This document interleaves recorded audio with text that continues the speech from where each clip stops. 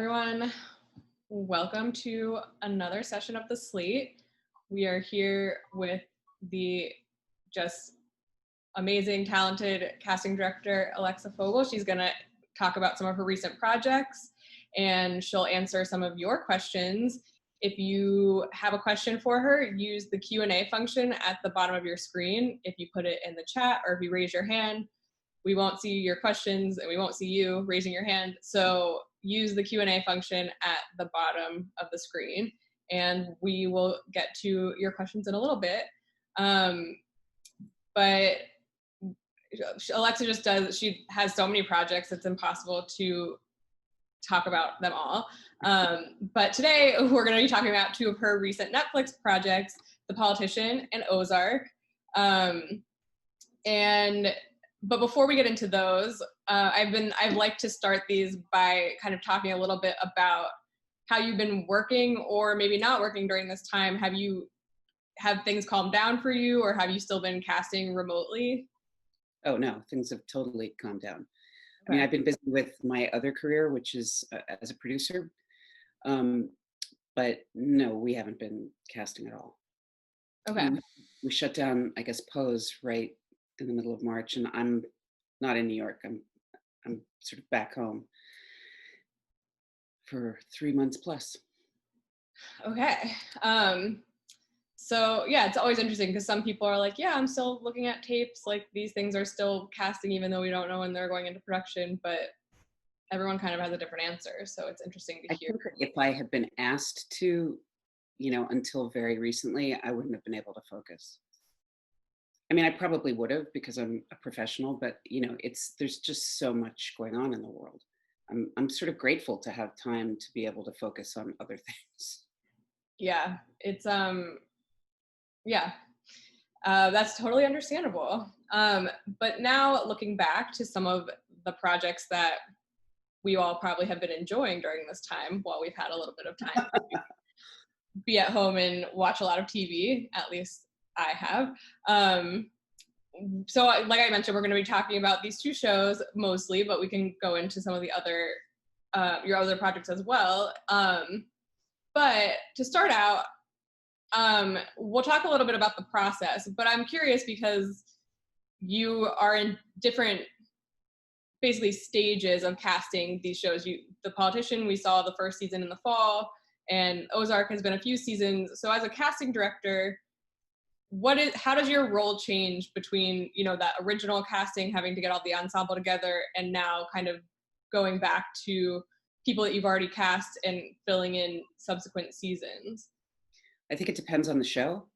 I mean, obviously I tend to work on things with a lot of characters and a lot of people in every scene. I mean, that's mostly David Simon, but what I would say is that,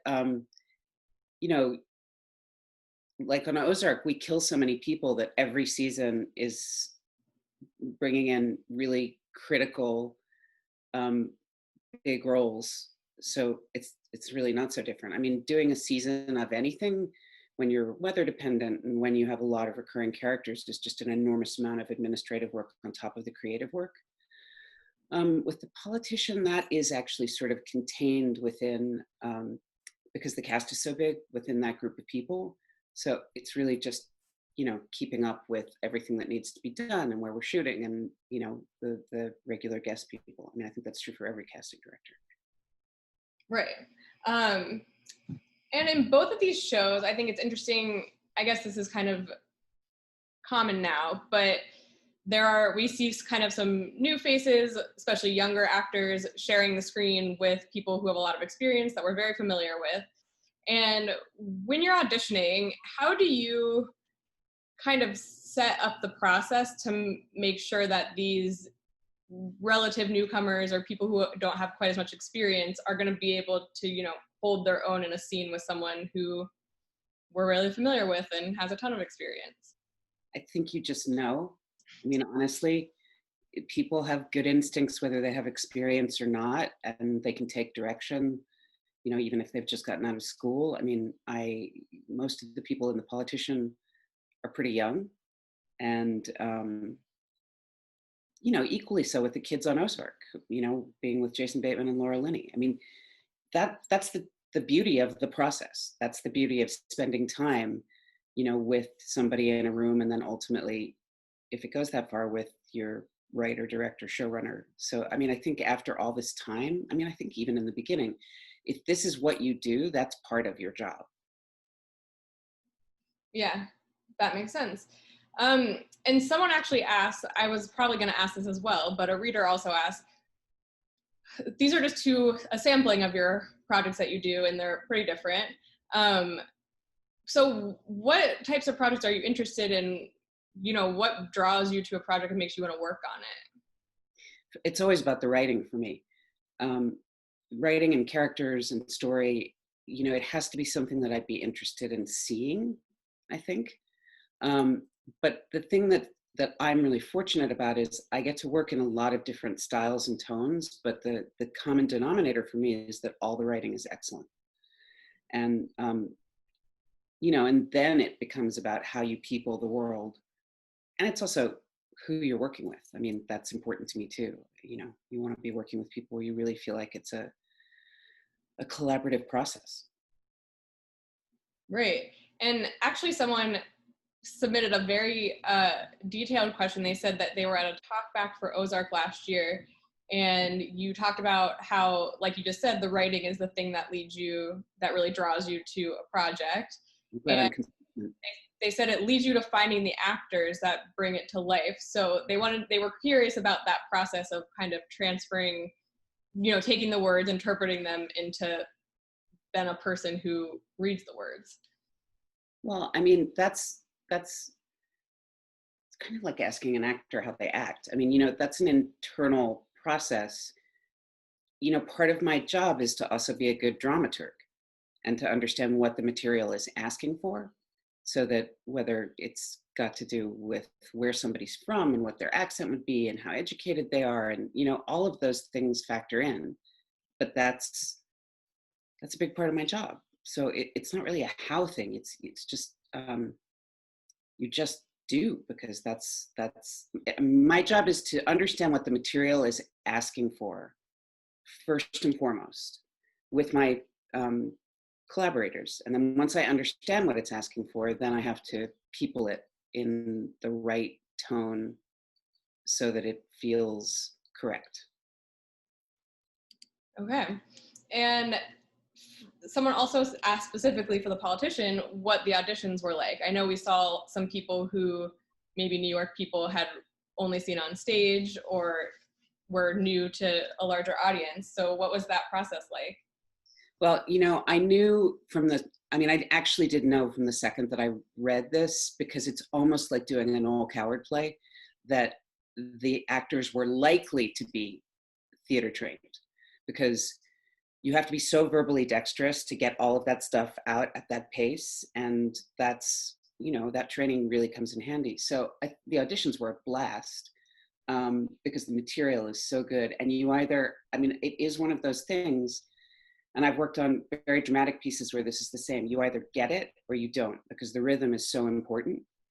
And I knew I was going to be able to be seeing a lot of people who hadn't done a lot yet. Also, Ryan Murphy is incredibly good at casting.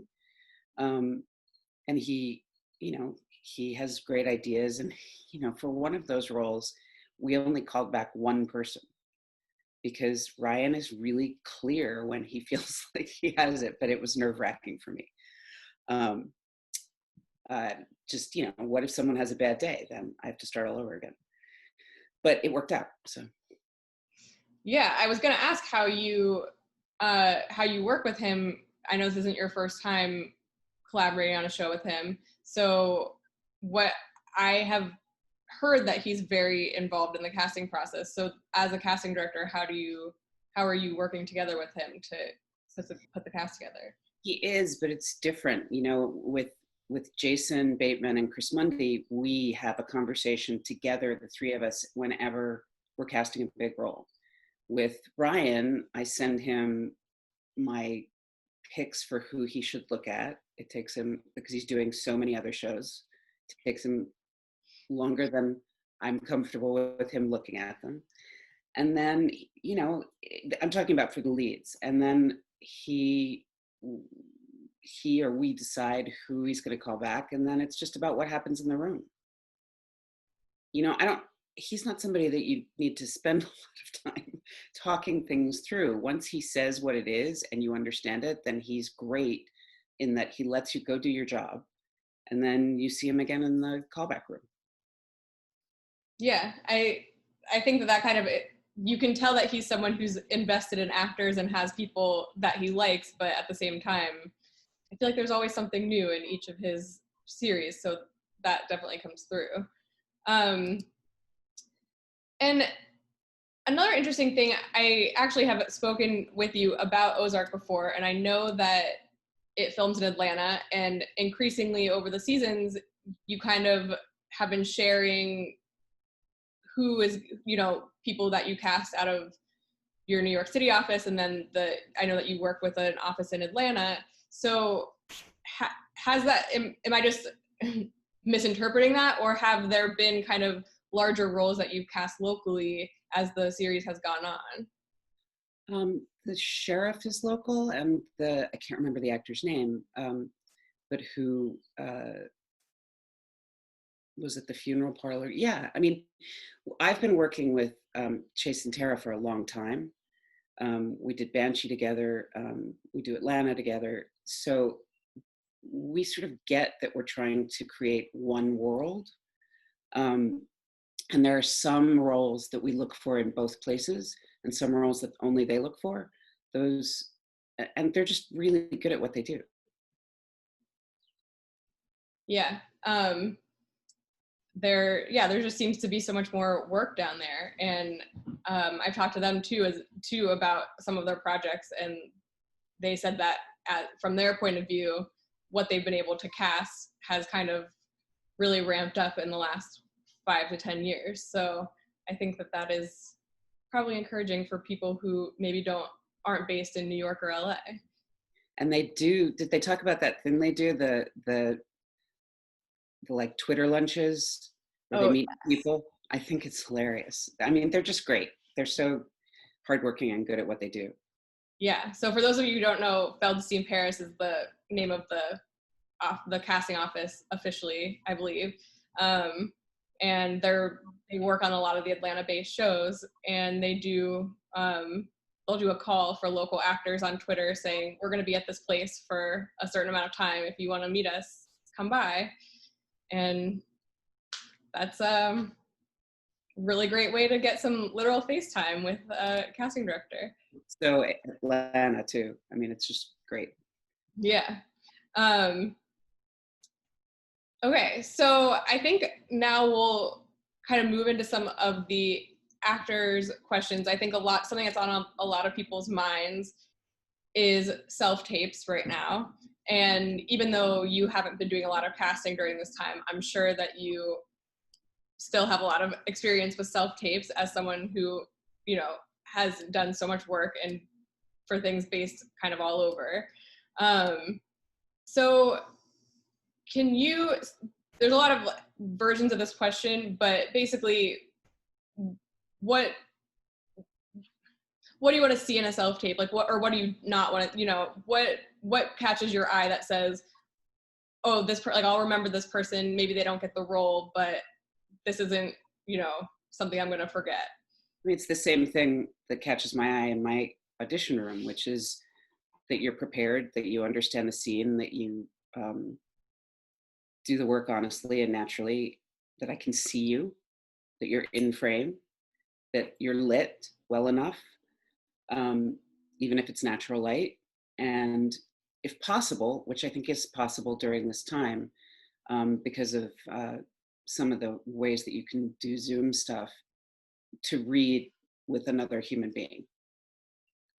It's trickier now because that means they have to record you and then they have to get it to you, or, you know, maybe you're in the house with other people. Like, it doesn't matter if the other person can act. It matters that they can breathe and sort of have human rhythms. But it's all pretty much common sense, you know. It's really just about doing your preparation and interpreting the material in the way that it's meant to be seen.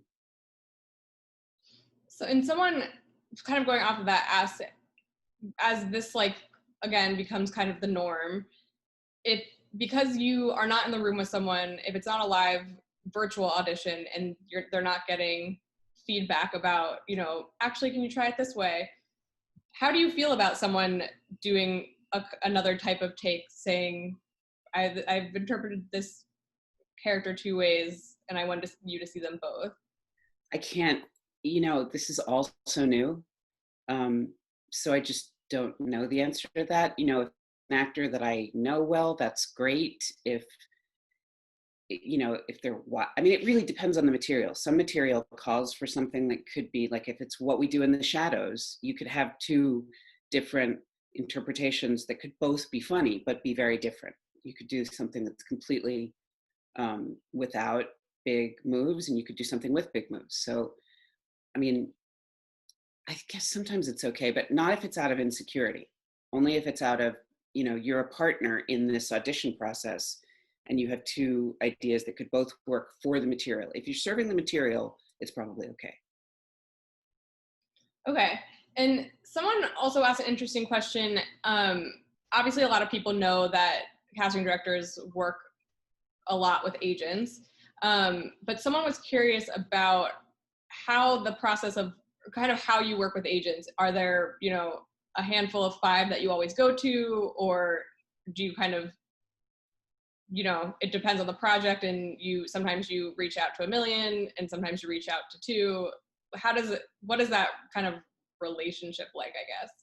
I mean, it depends on the project entirely. If you're looking for people that are 20 years old or 15 years old or 28, you're going to end up seeing a lot of people you don't know.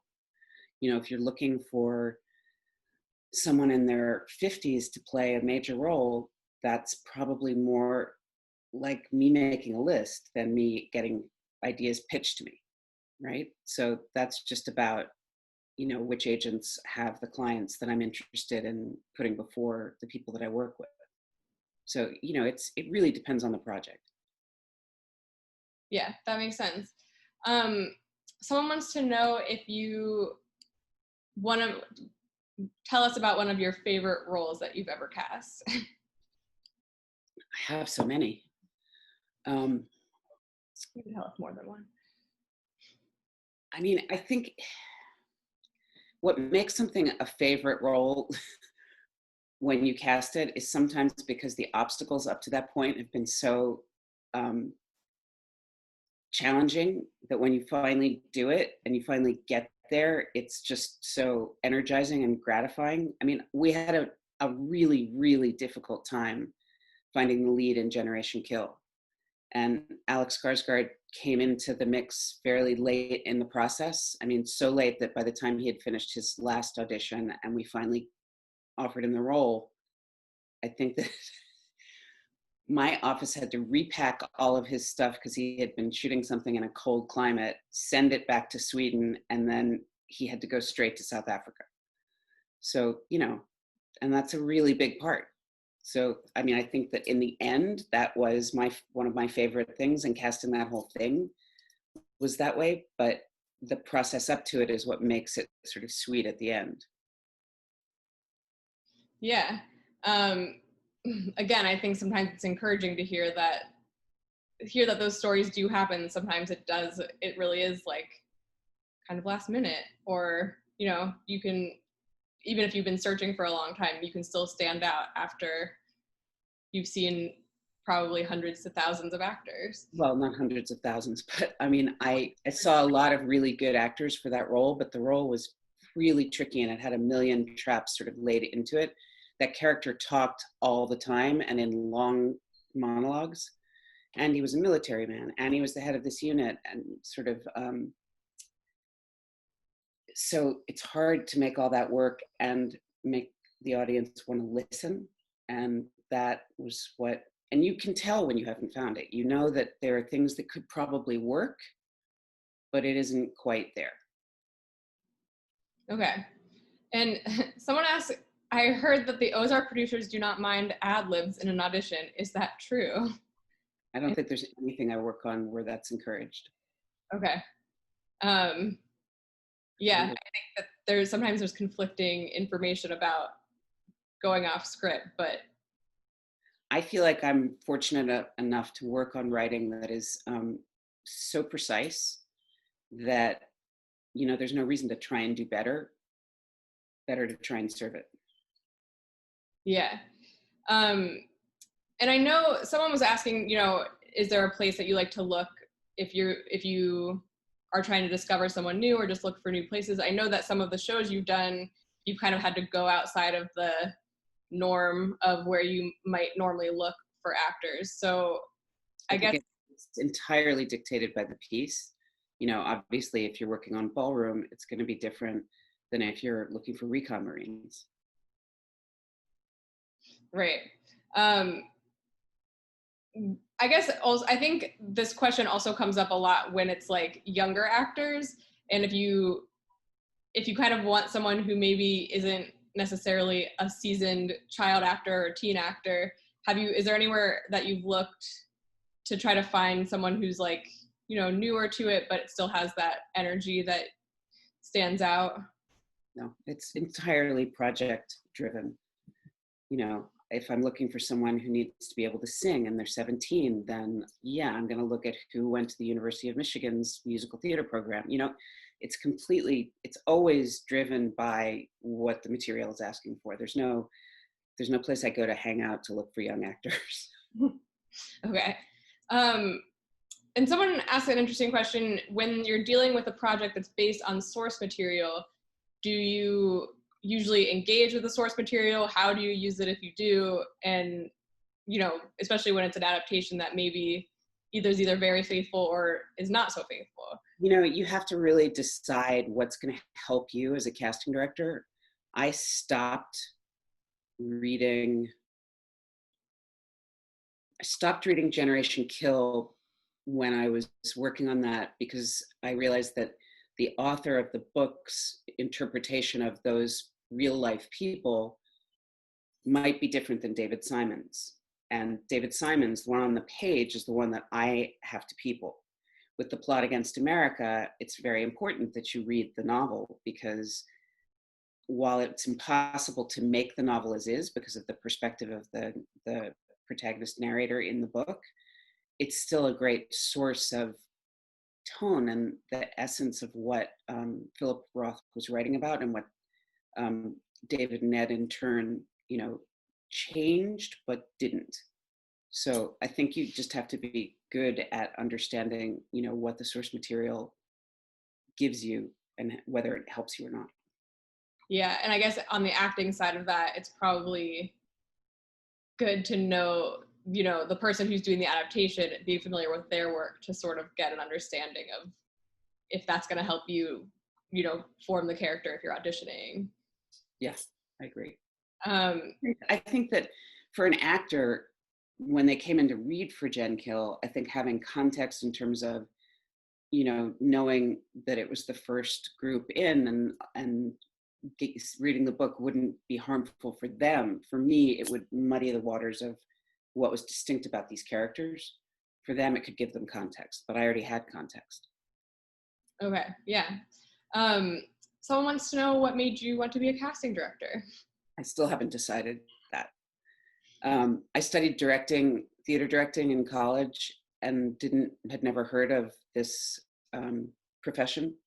I fell into it by accident, but it turns out that, you know, the skill set that I had worked to study is the same skill set that I need to use: reading material, working with actors, understanding directors and writers. So my whole career has been an accident.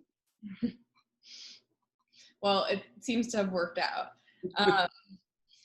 Someone says there's such an ensemble vibe in Ozark, but I think that you can argue that a lot of the shows that you cast also have that element to them. So they want to know about the process of finding chemistry between, you know, when a lot of characters have to interact with each other. I don't really take a huge amount of stock in finding chemistry. I mean, it's just not something I think about. I think that good actors, you know, Tom Pelfrey and I've talked about this, you know, one of the things that was so notable about what he did this year, as much as what he did in terms of the bipolar components of that character is also being convincingly someone's lifelong sibling. And so, obviously they weren't going to have any kind of chemistry read or anything like that, but you understand that good actors know how to create that chemistry, as it were. I don't think about chemistry very much. I know that a lot of, and people want to do chemistry reads sometimes, and sometimes I try to avoid them, and sometimes I'm like, great, we can do it, but only this way. Okay. I guess it's going to be a while before we have in-person auditions again, but for that time, what would you say, or what would you hope people can expect from, stepping into the audition room for an audition with you? That I'm there to do my job, and I hope that they are too. And, it's a partnership for that few minutes, and it's really it's just about the work. This is a very general question, and I have a feeling that it probably depends on the project, but I guess as generally as you can say, what is your casting process typically like? I don't know if there's a typical. Well, I mean, there's a structure to it. You get the material, you have a conversation with the people who are making it about, the characters and the story and the arc and what needs to happen, emotionally, and then you do a number of things at the same time. You make lists of people that you might want to check on. You write my associate writes character breakdowns that go out to the agencies. I mean, it's very, there's a lot of admin involved too. And then you start seeing people and winnowing it down. Yeah. And sort of kind of along those lines of the process, someone says that Julia Garner is so captivating. Where did you find her? Julia, it's funny, I spoke to her recently. She had auditioned for me when she was still in high school for The Sitter. She went to the High School of Performing Arts in New York. She auditioned for The Deuce. I mean,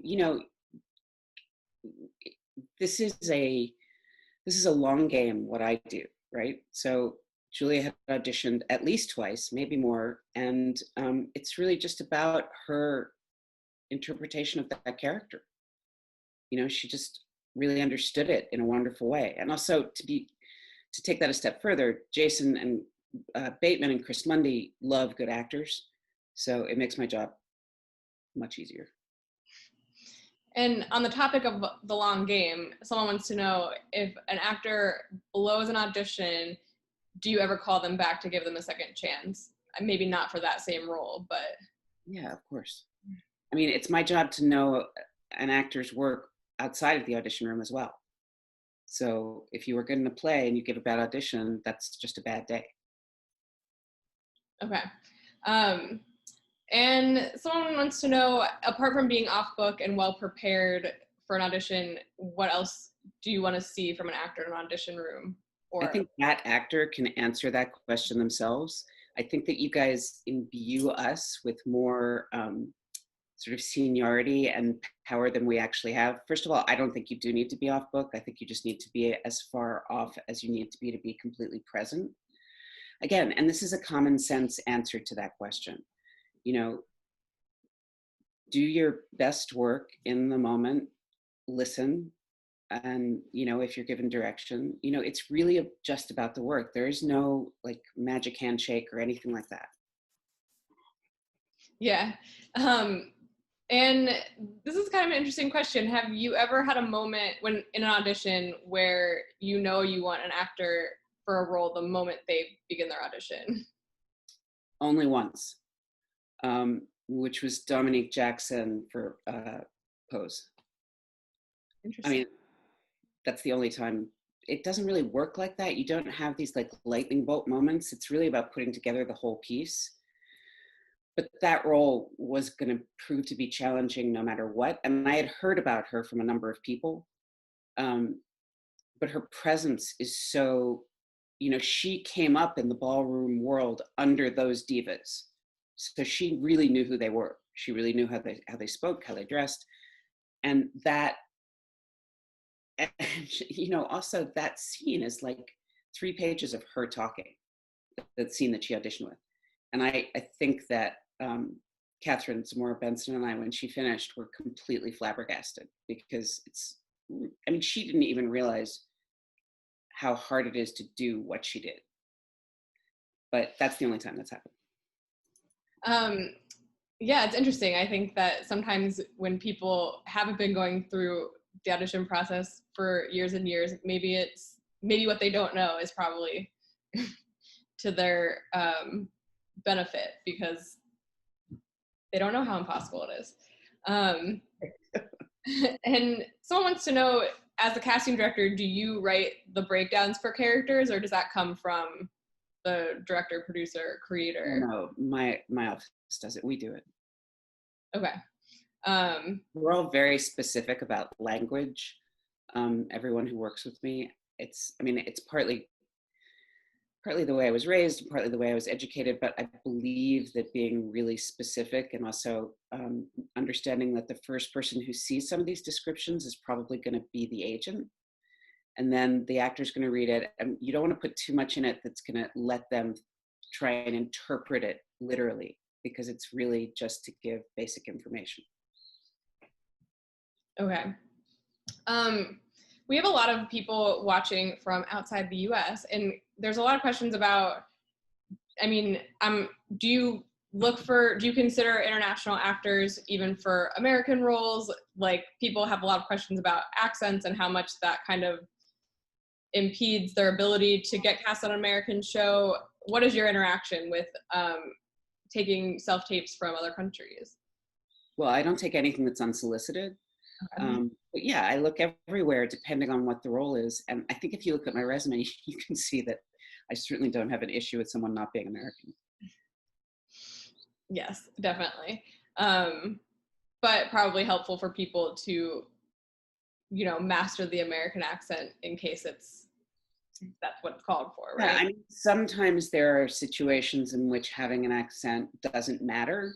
But if it's clearly an American character, then having a French or German or Romanian accent is tricky. Yeah. So you sort of talked about this a little bit before, but someone wants to know when you're working with Ryan Murphy, does he already have certain people in his mind, or, you know? Yes. Okay. Because you can say that he not for every role, but certainly for some. Okay.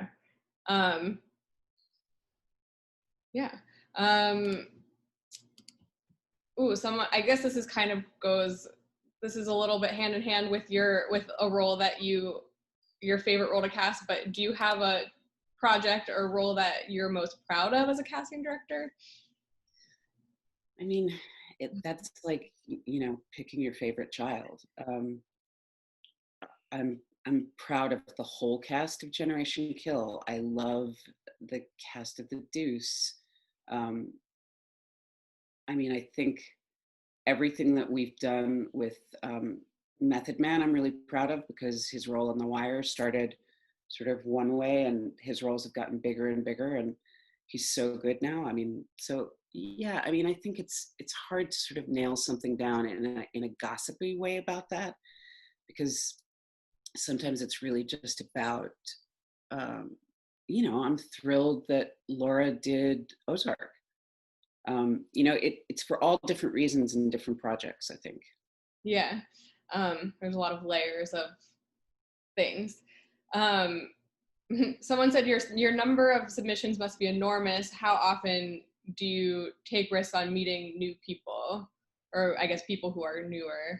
I mean, I have to say again, that's like, just look at my CV. You know, if it's particularly if it's younger characters, you get a gazillion submissions, but I have to be open to that. You know, I read resumes really carefully. It's just not, I mean, I don't know how to answer that question, because sometimes it feels a little bit, again, like, is there a secret? There's no secret. The process is the secret. Yeah. This is kind of an interesting question. I'm not sure if they mean in an audition or in the final product, but as a casting director, are you able to, or do you have any say in how, the actor's performance? I don't know if I understand the question. I guess, well, let's just say in an audition, I'm guessing that if someone does something, you've been working with the director or producer or showrunner, and you kind of get to make a call if you think that someone is not interpreting it correctly, maybe. Yeah, absolutely. I mean, that's part of my job too. If you're in the pocket, but you can go in a direction that will get you closer to what we need, then of course I'll give you an adjustment. Makes sense. Someone was asking if you've had an issue seeing actors that are almost overtrained. Like, is it ever an issue that someone has been taking, a lot of classes or training, or are there projects that you work on that you need someone who maybe is a little bit more organic?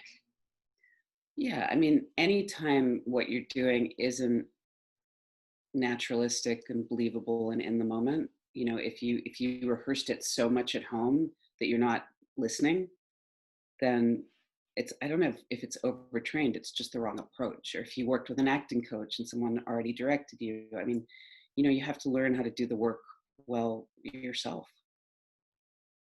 Right. So not necessarily about the training, but just maybe be flexible in the audition room. And be present. Okay. And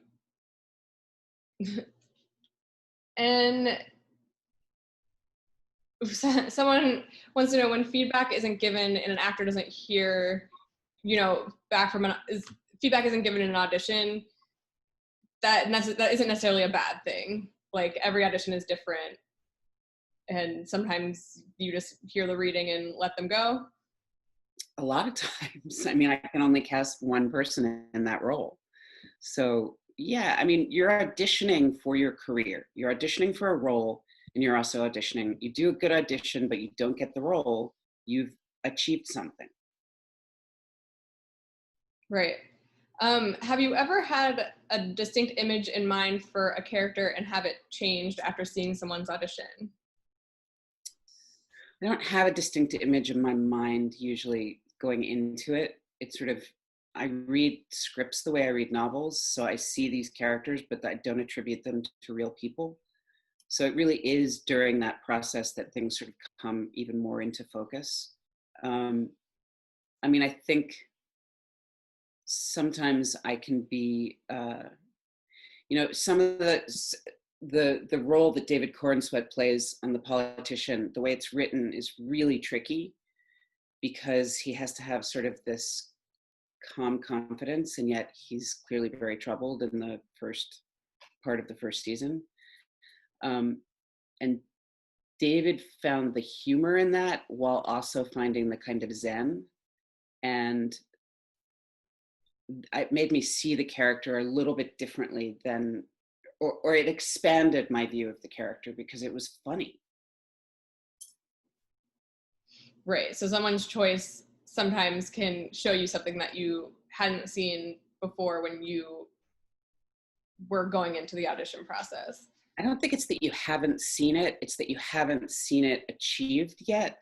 Like, I understood that material, but the other thing that's necessary for everything I work on is everything has to be completely naturalistic, even if it's heightened.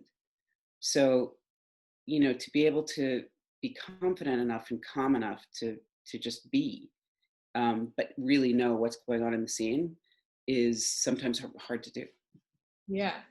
There's been a lot, I mean, this is the standard casting director question, but I'm sorry, there's a helicopter. What don't you want to see in the audition room, or what are mistakes people make in the audition room that they maybe shouldn't do? Again, I think that's a common sense question that everybody can answer for themselves.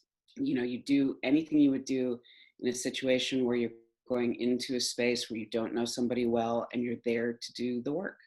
I think it's like very simple. Like, be prepared, do the work, be polite, and then leave. Easy enough. Someone wants to know what your favorite part of your job is. I'm not sure. I mean, I love working with actors, but I also love working with my showrunners. So the creative parts of my job are the parts I like the most. Hiring actors, dealing with schedules, dealing with negotiations are not the part that are particularly, but it's part of the job. But yeah, the creative components are the part that are most enjoyable. Yeah, that makes sense. This kind of goes back to, again, the long game of auditioning and kind of waiting to find that right role for you. Someone wants to know if you really believe in an actor and you keep bringing them in, but they're not landing the roles. Will you keep bringing them in and just like trying them until they can find the right fit? Or do you ever say, yes, if the work is good, there's no reason not to. Okay, I think that is probably encouraging, because I mean, I can't say for myself, but I can understand how it's discouraging to, keep going in and maybe not getting it. But correct me if I'm wrong, if you're calling them in, it's because you believe that they could be right for the role. Yeah, absolutely. Exactly. Like I'm not there to waste anybody's time. There are actors that I see, on a pretty regular basis who still haven't booked anything, but have maybe gotten close. And I have enormous respect for the work. There's an interesting question. I think this answer also probably varies, but let's talk about when you initially are on a show like Ozark or The Politician, how much time do you usually have to put those casts together? Usually hired for 10 weeks. Sometimes it can go longer. I mean, Generation Kill HBO ordered it pretty late given the size and scope of the piece, but I worked on that for a while. But 10 weeks is what's in your contract. Okay. I mean, you know what? There are casting directors who would say that's not true anymore because some studios hire you for less. So I should say that there is a standard in an hour show that has traditionally been 10 weeks. Okay. You had mentioned before that when you're casting a younger actor, you'll get a lot of submissions, especially a lot of times it's going to be people who don't have very much experience. Someone wants to know why. Why are there so many more submissions for a younger character than for an adult one? I think because agents, I don't know exactly the answer to that. There are a lot of people who are available, first of all. And I think a lot of agents take bets on young people they think might get a job. Okay. Do you ever give an adjustment in an audition just to see if an actor can take direction? Occasionally, but not really. I mean, I feel like directors do that. But I'm working so under the gun. I need to see if I wouldn't do it. I wouldn't generally do it for no reason. That said, I think it's very important to understand that happens on a pretty regular basis, and that's why you need to listen to your adjustment and really be present. And so if someone's coming back for a callback, obviously you've already seen them for an initial audition. Do you expect them to approach the callback differently or do something different? No. Okay. I expect them to sort of honor what they've done initially, and maybe it's a little more prepared. Maybe they know the material better. Maybe they've been able to read more. But no, I think if you come in and do something completely different, again, that's a common sense thing. Like that kind of doesn't make any sense. Okay. Just have to hear it from you to make sure. I don't want a replication with exactly the same, like every hand gesture, because that's a tip to me that you can't just be in the moment. Like the essence of the character and what's happening in the scene is what matters. Right. And the reason that they got a call back is because of whatever they did in that initial audition. Right, but I've seen auditions where you give someone an adjustment and they do it exactly the same way, down to, whatever they're doing, with their hands, or, and when you see someone stuck like that, that is a little nerve-wracking. Okay. Someone wants to know what's one of the most surprising things you've experienced during the audition process.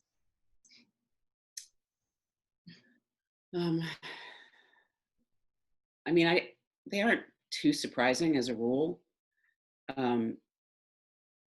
I think sometimes people like overdo it with costumes, or, that can be surprising and depressing.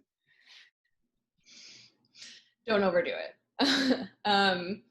And kind of on the other side of things, if someone is interested in becoming a casting director, how do you suggest they do that? It's a very good question. My generation, particularly on the East Coast, we all sort of started or studied something else, often in the theater, or worked under very experienced people. And I think that casting is about having some real understanding of the craft. So either acting or directing, or some form. I think that is really important. The other thing that's tricky about casting is that you really have to apprentice. You have to be around it for a couple years before you really can do much, because it's about accumulating knowledge, not just of how it works, but of people's work. You can't do that by seeing one play or, one guest star or something. You need to be able to do it over time. I don't know. I suppose that there are probably TSA, or there are probably forums that can answer that question in a practical way. For me, it's really just about knowing what you need to bring to it before you sort of apply for those internships or assistant jobs. Okay, but yeah, work your way up, find an internship. On the practical side, there are those opportunities to move up. And someone was wanting to know, this actually came up earlier when we were talking about The Politician. If someone has mostly theater credits, but they're auditioning for a screen role, or they want to audition for a screen role, is that something that like occurs to you? Do you care? Yes, definitely. Yeah, I live in New York. It would be insane if I was trying to avoid people with theater backgrounds. Okay, but it doesn't hurt them necessarily, even if they haven't really done that much screen work. No, it doesn't hurt them unless they're auditioning like they're on a proscenium stage in a house with, 1,000 seats. Okay. I just had one that was good and I lost it.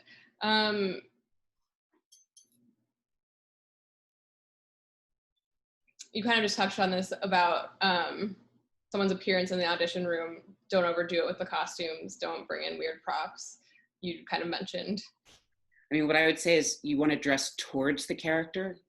So if you're playing a lady lawyer, you don't want to wear a t-shirt. You might want to wear like a button-down shirt or something that feels appropriate. But yeah, costumes, props, it's not about that for me. It's about, whatever will help you to believably be that person for that amount of time. And someone wants to know how you find your readers, and if if you have any suggestions for someone who would like to be a reader. I don't use readers. I read with the actors. Oh, okay. Well, that answers that. Someone was asking, you talked about how you get attached to the projects that you cast. What makes you want to produce a project?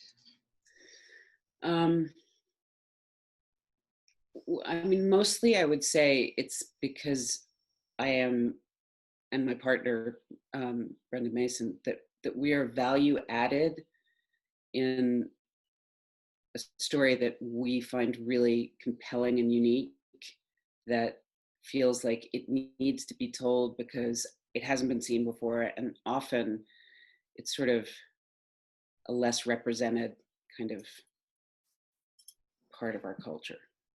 But, you know, I don't produce as many projects as someone who is a full-time producer because I have 2 careers. So, you know, we'll be developing, you know, 3 or 4 things over a long period of time, and maybe, you know, making one as often as we can. Yeah.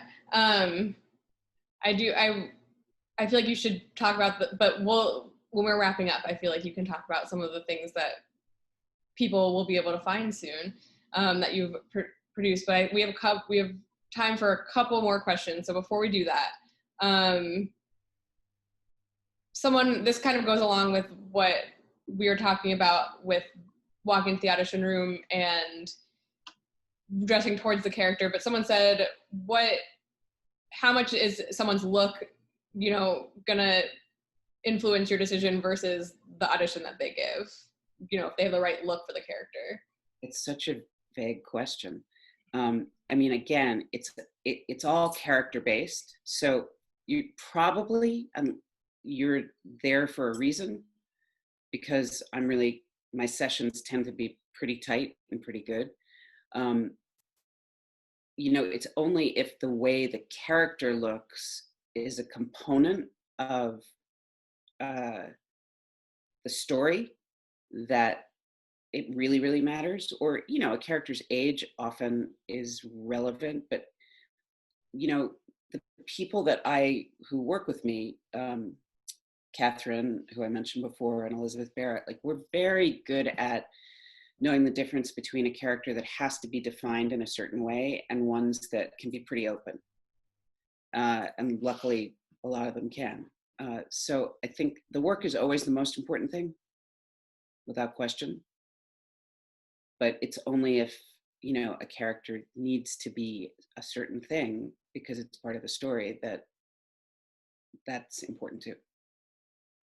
I mean, Ryan Haddad, who's on The Politician playing Andrew, you know, it's not so much how he looks per se, but, you know, we were looking for something very specific, and then Catherine found him, and we just got so lucky because he's so brilliant and so funny.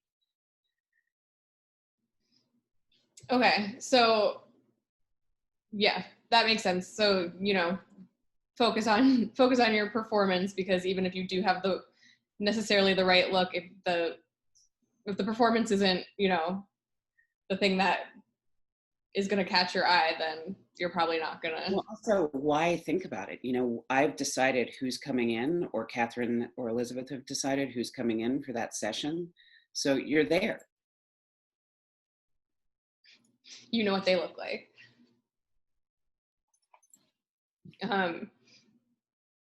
Okay. Yeah, I think we'll just I've gone through a lot of the questions. I think that we'll take the last few minutes. You have been telling me that you've been doing some promotion for some of the projects you've produced, and we've just been talking about the projects you've cast. So can you tell us a little bit about what we can look out for you from the producing side of your career? Yeah, so A Secret Love is a documentary that Brandon and I have been working on for over 6 years, that just came out on Netflix about a month ago. And it's been an incredible, gratifying, overwhelming in a really good way. The response to it has been just remarkable. So if you work really hard for a really long time and keep running out of money, there's a chance. And Ryan Murphy came on in the last year as an executive producer, and Jason Blum and Blumhouse helped us sort of in the last couple of years. But anyway, I'm very, very proud of it. And I'm developing a half-hour show that is very unique that I'm not going to say too much about at FX. And those are the two things that are sort of on the forefront. We're working on another doc series, and a kind of limited series with my director from Generation Kill and a wonderful writer, Olivia Milch. So all good, but there's only one you can see right this second. I mean, you can go back and see some of the older stuff, but. Yeah, I think it's interesting because it's kind of a testament to a lot of the people that you've worked with as a casting director, and, you know, proof to people that you can do more than one thing, and the people that you work with, you know, it's not necessarily just a one-time thing, clearly, because you are a frequent repeat collaborator with the people that you cast with, especially. But I hold us up to the same standard in terms of what we make as I do for myself as a casting director. Like, no, but it doesn't matter how much someone likes you. Nobody's gonna come and give you a leg up and help you out if it's not good enough, you know. And I feel like we worked so hard on A Secret Love for such a long time, and, you know, the brilliant editor, you know, after 5 years plus of footage, there's an 80+ minute film. Yeah, and I can imagine that's very rewarding. So people who are watching can go and watch many of the things that you've cast are streaming in some way right now. And you can go watch some of your producing work. Alexa, thank you so much for taking the time to do this. Thank you very much. People are very excited to hear from you. You have so much experience and expertise. Thank you everyone for watching, and stay tuned. There's going to be more programming on the slate next week. And I hope everyone stays healthy. Thank you again. Thanks so much. Take care.